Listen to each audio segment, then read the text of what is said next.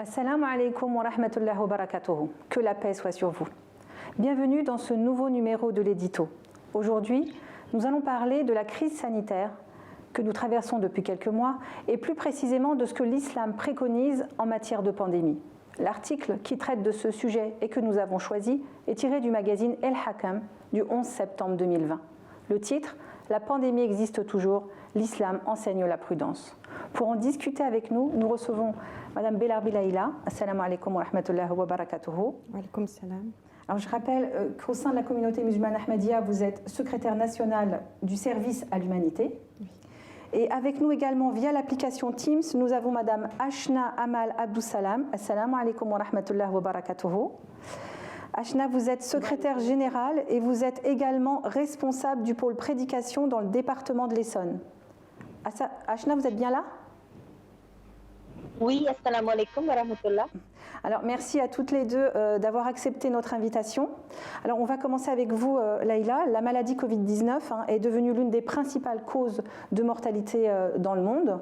Il y a encore quelques mois, on était loin d'imaginer vivre une situation aussi catastrophique. Alors, c'est une situation qui révèle notre vulnérabilité et qui suscite des inquiétudes.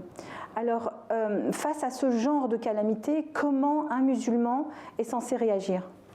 Alors, dans l'histoire, l'humanité a déjà connu des épidémies et malheureusement, on n'en est pas la première. Mais c'est vrai que pour notre génération, c'est quelque chose de complètement inédit. C'est la première fois qu'on doit faire face à une telle situation. Faire l'expérience d'un confinement, d'un couvre-feu, ça peut être déstabilisant et, comme vous l'avez dit, source d'inquiétude. Alors, pour en venir à votre question, face à une calamité, un musulman prend en compte deux aspects. Le premier aspect, c'est l'aspect spirituel. Et pour vous expliquer cet aspect, je vais me permettre de vous citer donc deux versets du chapitre 2 du Saint-Coran, donc de la sourate Al-Baqarah. Donc dans le verset 154, Dieu dit « Ô vous qui croyez, cherchez le secours avec patience et avec la prière. Assurément Allah est avec ceux qui persévèrent patiemment. » Donc ce verset décrit les deux principales caractéristiques d'un croyant lorsqu'il fait face à des difficultés. Premièrement, il fait preuve de patience. Deuxièmement, il cherche l'aide de Dieu à travers la prière. Donc concernant la première caractéristique, c'est-à-dire la patience, cela signifie d'une part que l'on devrait s'abstenir de se lamenter et supporter les difficultés avec courage, et d'autre part qu'il faudrait rester fermement ancré dans les commandements de Dieu. Ensuite, concernant la deuxième caractéristique, c'est-à-dire le fait de chercher l'aide de Dieu à travers la prière. Donc cela signifie que l'on devrait augmenter sa ferveur dans les prières rituelles quotidiennes et augmenter ses supplications. En bref, accorder plus d'attention à sa foi. Donc ensuite, le deuxième verset que je souhaitais vous citer, donc c'est le verset 156, donc toujours de la sourate Al-Baqarah. Mais annonce la bonne nouvelle à ceux qui persévèrent patiemment, qui quand un malheur les frappe disent « Inna lillahi wa inna ilayhi raji'un », c'est-à-dire « Assurément, nous appartenons à Allah et certainement, c'est à lui que nous retournerons ». Donc, il faut se rappeler que toutes les difficultés sont temporaires. Quand un croyant place son entière confiance en Dieu et se soumet à sa volonté, alors derrière chaque épreuve, il trouvera du réconfort et sa relation avec Dieu ne cessera d'augmenter. Dieu viendra à son secours, telle une mère tente d'aider son enfant. Et donc en adoptant cette attitude, cela permet d'affronter les difficultés avec plus de force et plus de courage, et aussi cela évite de sombrer dans le désespoir. Et j'ai dit que face à une calamité, donc un musulman prenait en compte deux aspects. Je viens d'évoquer rapidement donc l'aspect spirituel, et donc maintenant le deuxième aspect. Alors bien sûr, on est face à une épidémie, un virus. Donc bien sûr, un musulman va prendre en compte l'aspect scientifique et médical. Et va utiliser tous les moyens que la science lui procure.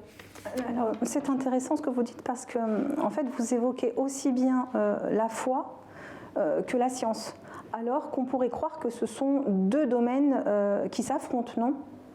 Bon, ça, c'est l'éternel débat.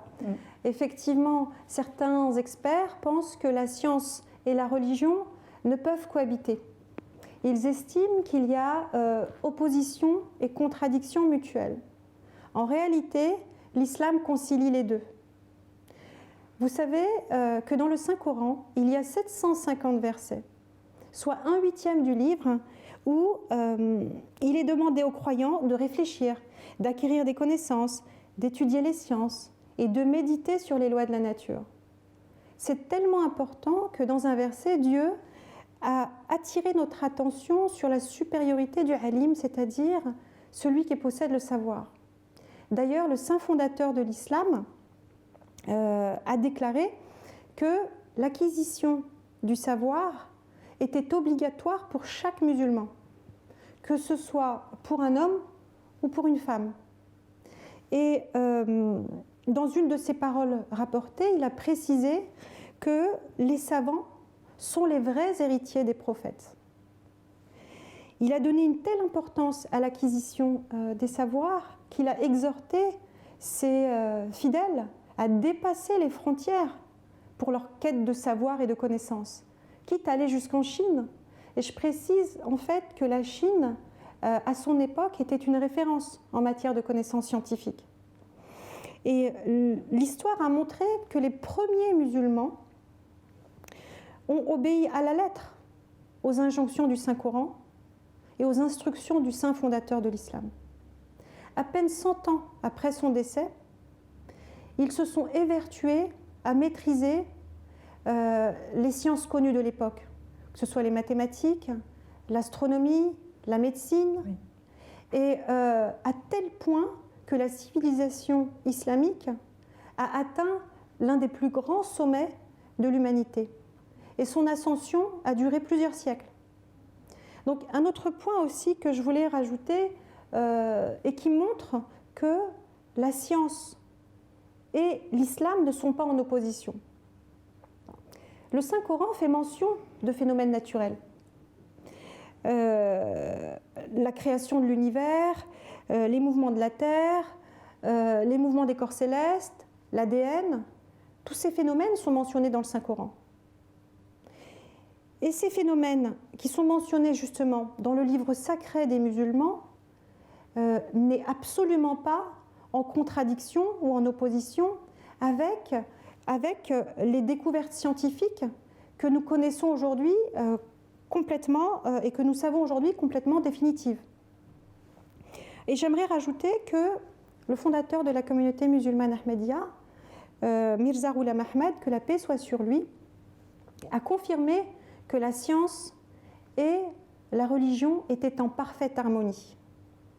Il a affirmé que, aussi loin que la science pourra progresser, l'islam ne pourra jamais falsifier, plutôt la science, excusez-moi. Donc, il a confirmé que la science et la religion sont en parfaite harmonie, et il a également affirmé qu'aussi loin que la science puisse progresser, je vais me relire comme ça au moins je ne ferai pas d'erreur, donc aussi loin que la science puisse progresser, elle ne pourra jamais falsifier les enseignements et les principes de l'islam. Et il a également insisté sur le fait que pour le service de la foi et pour soutenir la parole de Dieu, il était essentiel d'étudier les sciences modernes. Donc en résumé, face à une calamité, un croyant se tourne vers Dieu et bien sûr utilise tous les moyens que la science lui procure. Alors, il me semble, dites-moi si je me trompe, que cette relation entre la foi et la science vous intéresse particulièrement. Oui, effectivement, et c'est vraiment un sujet, on pourrait y passer plusieurs émissions, c'est un sujet très intéressant. Et c'est une des raisons pour lesquelles j'ai adhéré à la communauté musulmane Ahmadiyya. Je voulais vous citer une définition du deuxième calife de la communauté musulmane Ahmadiyya concernant la relation entre la religion et la science. En fait, il a expliqué que la foi, c'est la parole révélée de Dieu. Et la science, c'est son œuvre.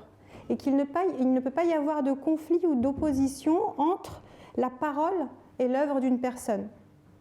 Et eh bien, ce sont vraiment toutes ces concordances et cette logique que l'on retrouve dans tous les aspects et les enseignements de l'Ahmadiyya. Merci Lila. Ashna, est-ce que vous voulez réagir par rapport à cette question de compatibilité entre la foi et la science? Oui, Lila a apporté des réponses concernant la relation entre l'islam et la science.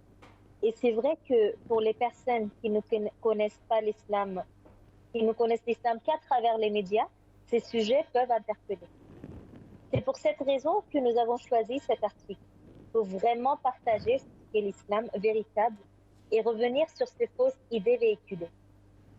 L'islam, contrairement à ce qu'on peut entendre, n'est pas une religion qui est basée sur des obligations et de restrictions.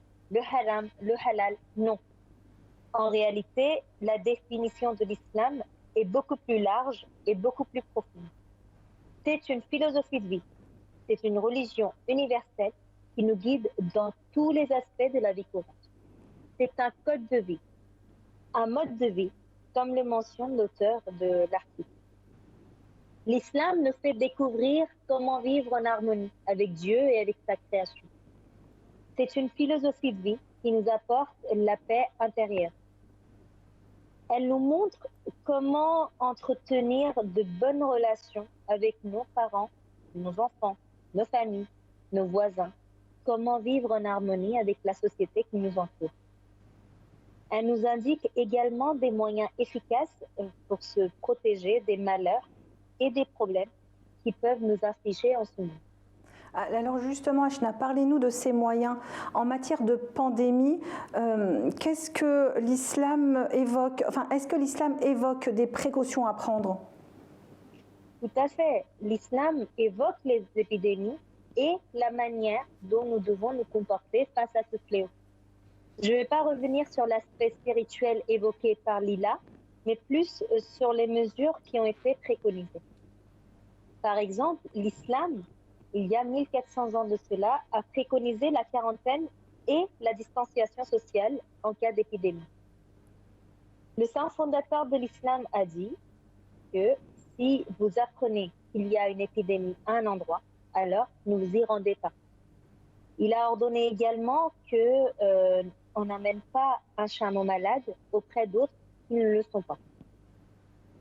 À son époque, il y avait aussi des épidémies, en fait. Et il avait enjoint aux personnes qui vivaient dans les lieux touchés par la peste de ne pas sortir de leur ville. Et il avait également dit aux personnes qui vivaient dans des lieux non contaminés de ne pas se rendre dans les villes qui étaient touchées afin d'étouffer et de limiter la propagation. Aujourd'hui, la science a beaucoup progressé et pourtant les seules mesures mises en place pour lutter contre le Covid sont les mêmes en fait que celles conseillées par le saint fondateur de l'islam il y a plus de 14 siècles. Que font les gouvernements? Ils ferment les frontières pour éviter la propagation du virus. Une fois, une tribu est venue rencontrer le prophète Mohammed sallallahu alayhi wa sallam pour accepter l'islam et donc se convertir. Quand le prophète a appris que cette tribu provenait d'un lieu où il y avait une épidémie, il leur a alors demandé de ne pas s'approcher. Il a accepté leur conversion à distance et leur a enjoint de rentrer chez eux et d'y rester jusqu'à ce que l'épidémie s'arrête. Alors oui, c'est vrai. C'est vrai que c'est les mesures efficaces, en tout cas pour lutter contre ce virus, ont été préconisées par le prophète Mohammed sallallahu alayhi wa sallam, et vous avez raison de le souligner. Alors, est-ce qu'il a donné d'autres conseils? Oui, j'aimerais évoquer également les mesures d'hygiène. On a pu voir dans les médias toutes ces campagnes de sensibilisation sur le nettoyage des mains, l'importance de la propreté et de la désinfection des lieux. Le lavage des mains est même obligatoire à l'entrée de certains lieux. Alors, le saint prophète Mohammed sallallahu alayhi wa sallam a mis l'accent sur l'importance de l'hygiène en islam. L'hygiène est tellement importante qu'il a dit que la propreté est une des conditions de la foi. Lui-même, il apportait un soin particulier, voire méticuleux, à la propreté de son corps. Il se brossait les dents plusieurs fois par jour et tenait tant à cette pratique qu'il disait souvent que n'était-ce la crainte qu'elle fût trop onéreuse, il l'aurait rendue obligatoire, afin que chaque musulman se brosse les dents avant chacune des 5 prières quotidiennes. Alors, bien sûr, aujourd'hui, le brossage des dents fait partie de notre quotidien, mais ça n'était absolument pas le cas à l'époque. Le saint prophète sallallahu alayhi wa sallam avait également l'habitude de se laver les mains avant et après chaque repas. Et quand il avait mangé quelque chose de cuit, il se rinçait la bouche et considérait comme souhaitable que toute personne qui avait mangé des mets cuisinés se rince la bouche avant de se joindre aux prières, comme c'est rapporté dans Bukhari. Allah l'affirme dans le chapitre 2 également du Saint-Coran, que Allah aime ceux qui se tiennent propres. Donc l'islam encourage à être dans un état de propreté constant.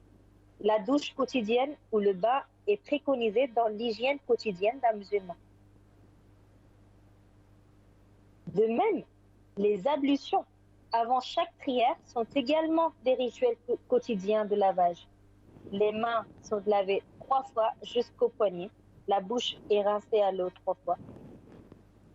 Les narines sont nettoyées 3 fois en y insufflant un peu d'eau et en se mouchant si nécessaire.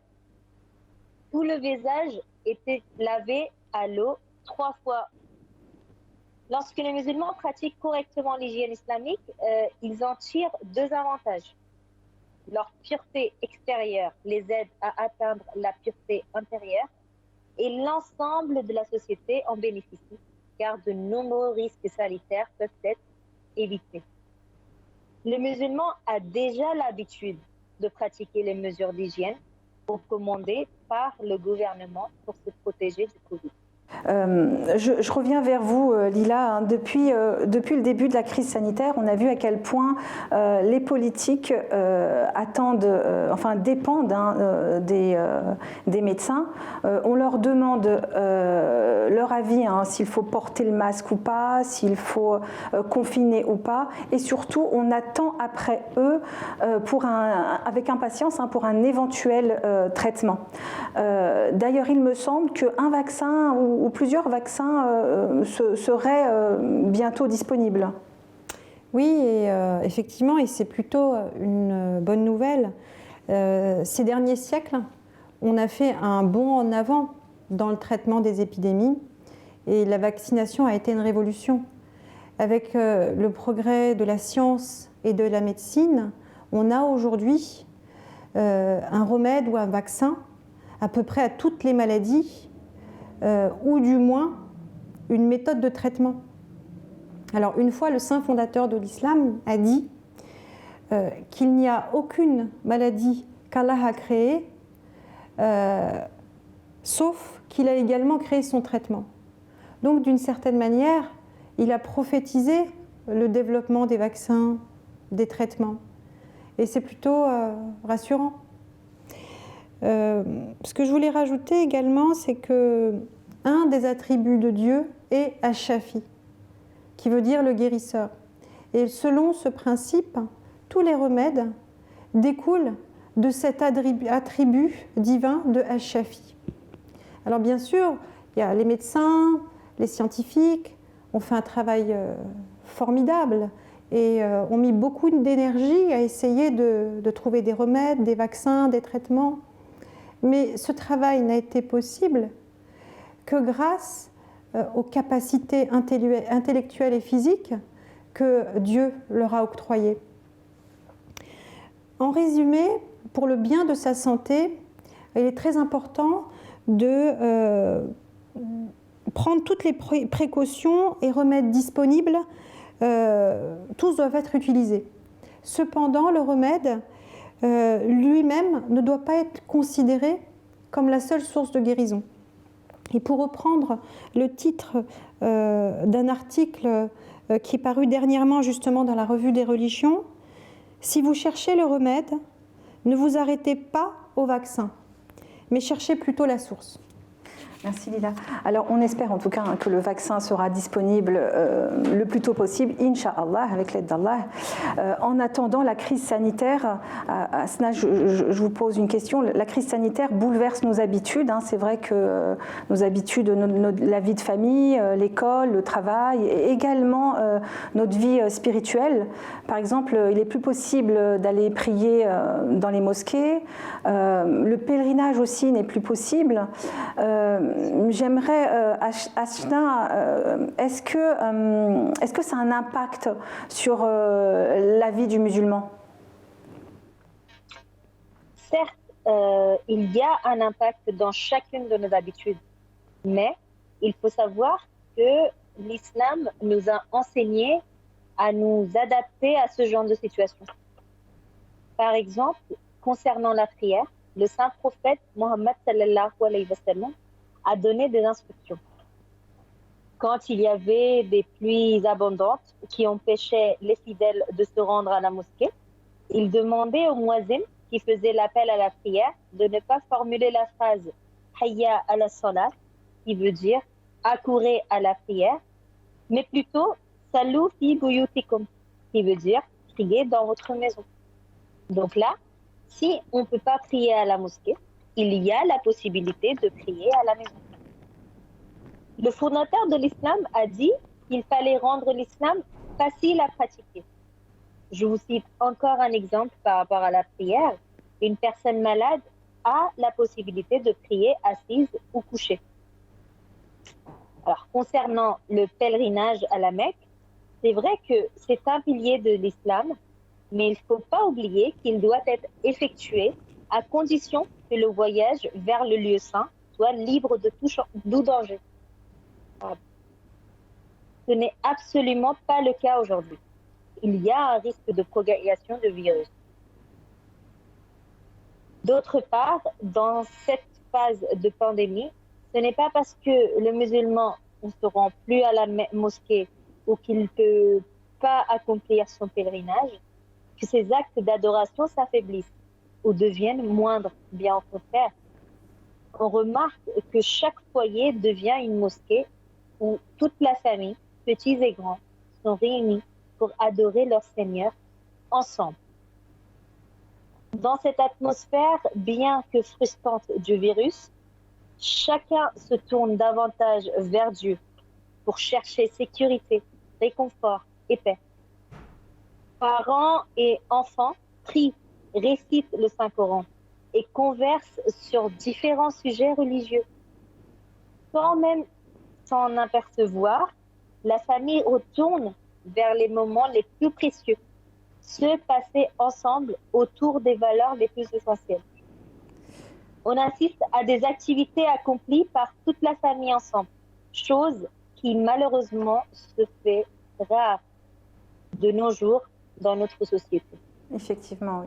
Alors, face aux restrictions, face au confinement, comment la communauté musulmane Ahmadiyya s'organise? Par la grâce d'Allah et les conseils de notre bien-aimé calife, Ayyadahullah Ta'ala Ben Nasrih al-Aziz, les activités de la communauté ont continué et se sont même multipliées. En effet, encore une fois, la communauté Ahmadiyya a utilisé de la meilleure des manières la science et ses technologies pour continuer et faire avancer ses travaux. En effet, bien que les réunions physiques ne soient pas possibles, les réunions, les classes et autres programmes sont organisés via les différents réseaux sociaux, messageries et programmes virtuels. Le nombre de classes comme le nombre de participants est même plus élevé qu'en temps normal. En effet, il est plus facile et accessible d'assister au programme de chez soi, avec son téléphone ou son ordinateur. D'autre part, alhamdulillah, la communauté Ahmadiyya possède sa propre chaîne satellite, qui est la MTA, Muslim Television Ahmadiyya, à travers laquelle nous restons en contact permanent avec notre guide spirituel, notre bien-aimé calife, Ayyadahullah Ta'ala Ben Nasrih al-Aziz. cette année, dans cette situation exceptionnelle de pandémie, il est impossible pour les Ahmadis de se réunir physiquement, comme nous avons l'habitude de le faire, par exemple, pour la convention annuelle de la Grande-Bretagne. Mais Dieu le Tout-Puissant a fait que cette convention ait quand même lieu grâce à l'AMTA. Le calife a ainsi prononcé son sermon du vendredi en guise d'ouverture de la convention et a prononcé son discours le dimanche. Tous les Ahmadis du monde ont pu assister en direct à cet événement. Je voudrais insister sur un autre point parmi les activités de la communauté Ahmadiyya durant cette pandémie, c'est son service à l'humanité, qui est aussi le deuxième devoir de tout musulman. Durant cette période sans précédent, la communauté Ahmadiyya a su démontrer encore une fois sa devise « Amour pour tous, haine pour personne » en venant en aide aux personnes isolées, en confectionnant et en distribuant des masques à ceux qui en avaient besoin, en apportant son soutien à ceux qui étaient aux premières lignes, dans les milieux hospitaliers ou dans les EHPAD. Enfin, et par-dessus tout cela, et c'est avec ces mots que je conclurai, c'est que chaque membre de la communauté Ahmadiyya prie pour l'humanité entière, afin que Dieu nous protège tous et nous permette tous de nous tourner et nous rapprocher davantage de Dieu. Amen. Merci Ashna. Alors Lila, est-ce que vous voulez aussi rajouter quelque chose par rapport à l'organisation au sein de la communauté Ahmadiyya? Alors c'est vrai que comme l'a expliqué Ashna, nous avons la chance dans la communauté musulmane Ahmadiyya d'avoir un calife, un chef spirituel. Et tous les vendredis, à travers le sermon, depuis l'Angleterre, il s'adresse aux millions de musulmans ahmadis. Et nous fait bénéficier, donc, grâce à ces sermons, de rappels, de conseils sur tous les aspects de la vie quotidienne. Et il faut savoir que c'est un moment très important pour les musulmans ahmadis. Alors, lors du premier confinement, les mesures étaient assez floues concernant la prière en congrégation et à la mosquée et les sermons. Donc on ne savait pas si le calife allait maintenir son sermon et la prière en congrégation.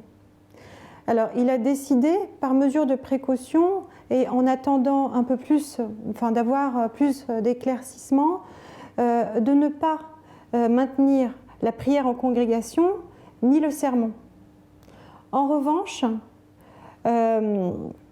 pour maintenir le lien avec les fidèles, et parce qu'il sait que le sermon et le fait de voir le calife tous les vendredis, l'écouter, ses conseils, sont des choses vraiment qui sont très importantes pour les musulmans ahmadis.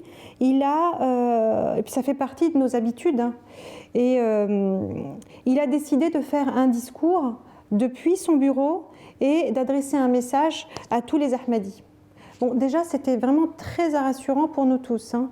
Et donc, on a pu bénéficier de conseils très importants, notamment et des instructions claires, notamment pour les questions de l'épidémie. Justement, vous avez raison, c'est vrai que c'est une période difficile et qu'on a besoin d'être rassuré. Là, il ne nous reste que quelques minutes. Est-ce que vous pouvez nous faire part de ces conseils ? Oui, alors moi j'en ai noté quelques-unes justement, je vais me permettre de vous les lire. Donc parmi ces instructions, il a ordonné à tous les musulmans ahmadis de respecter à la lettre les directives et les lois promulguées par l'État. Alors ça c'est un point vraiment très important. Pourquoi ? Parce que pourquoi est-ce que l'État aujourd'hui est obligé de renforcer les restrictions ? Pourquoi est-ce qu'on en est aujourd'hui arrivé à devoir verbaliser les personnes qui ne respectent pas les mesures ? Parce que les gens n'obéissent pas. Et ils ne prennent pas au sérieux les directives et les mesures de l'État concernant les mesures d'hygiène. Donc l'islam nous enjoint à obéir à ceux qui sont en autorité sur nous, en l'occurrence les chefs d'État. Allah dit dans le Saint-Coran, chapitre 4, verset 60, « Ô vous qui croyez, obéissez à Allah et obéissez aux messagers et à ceux qui ont de l'autorité sur vous. Et si vous êtes en litige sur n'importe quelle question, référez-la à Allah et aux messagers. si vous croyez en Allah et au jour dernier, cela vaut mieux et est excellent par rapport au résultat. Il faut savoir aussi qu'en islam, toute forme de désordre et d'entrave à la paix sont complètement condamnées. Le Saint-Coran, dans le chapitre 2, verset 218, Allah déclare « Semer le désordre est un crime encore plus grave que le fait de tuer. » Et le saint fondateur de l'islam a dit « Si quelqu'un voit quelque chose d'indésirable en son chef ou dirigeant, il doit être patient, car s'il s'éloigne, ne serait-ce qu'un peu de l'obéissance, il mourra dans l'ignorance. » Donc c'est vraiment des mots très forts. L'islam met l'emphase sur l'importance d'obéir aux directives de l'État. Alors, une autre consigne que le calife nous a demandé d'appliquer, ce sont justement ces mesures d'hygiène préconisées par l'État, le port du masque, la distanciation, la quarantaine. Et concernant ces mesures de précaution, ses prédécesseurs avaient également mis un point d'honneur à les faire appliquer au sein de la communauté musulmane Ahmadiyya. Et je voulais rajouter une petite... voilà, il faut savoir qu'après la Première Guerre mondiale, lors de l'épidémie de grippe de 1918, une épidémie qui avait d'ailleurs fait des ravages, donc le deuxième calife a conseillé tous les Ahmadis de prendre les mesures de précaution. Et à titre d'exemple, il avait conseillé de boire de l'eau infusée à la cannelle pour augmenter ses défenses immunitaires. Et d'ailleurs, il faut savoir que sous sa direction, donc la direction du deuxième calife, la communauté musulmane Ahmadiyya a fourni une aide et un secours incroyables pour que le grand public puisse faire face aux conséquences de l'épidémie. Les médecins et les infirmiers musulmans ahmadis ont non seulement aidé de manière volontaire, mais en Inde et dans des petits villages, mais de village en village, ils se sont assurés que l'aide aille vraiment jusqu'aux endroits les plus isolés. Et même en étant parfois infectés eux-mêmes par l'épidémie, ils continuaient leur bénévolat et leur travail au service des plus fragiles. Un dernier point que j'ai noté, que je voulais aussi mentionner, si j'ai peut-être le temps. Oui, rapidement là. Donc c'est un conseil que le calife a donné aux hommes d'affaires ahmadis, et en fait il leur a dit qu'ils ne devaient pas tenter de faire des produits excessifs, des profits excessifs, notamment pour ce qui concerne les produits de première nécessité. Et au contraire, qu'ils devaient faire des profits minima sur les ventes. Parce qu'en fait, ce sont des jours qui sont difficiles, notamment pour les plus fragiles, et qu'il fallait en cette période faire preuve d'encore plus de compassion et servir son prochain, et que c'était aussi une manière de rendre louange à Dieu. Merci Lila, je vous ai un petit peu pressée sur la fin, je suis désolée. En tout cas, toujours beaucoup de sagesse dans les conseils du calife, machallah. Merci Lila, merci Ashna, c'est la fin de cette émission. Merci à vous de nous avoir suivis. On se retrouve la semaine prochaine, Inch'Allah, pour un nouveau sujet. En attendant, prenez soin de vous. Wassalamu alaikum wa rahmatullahi wa barakatuhu.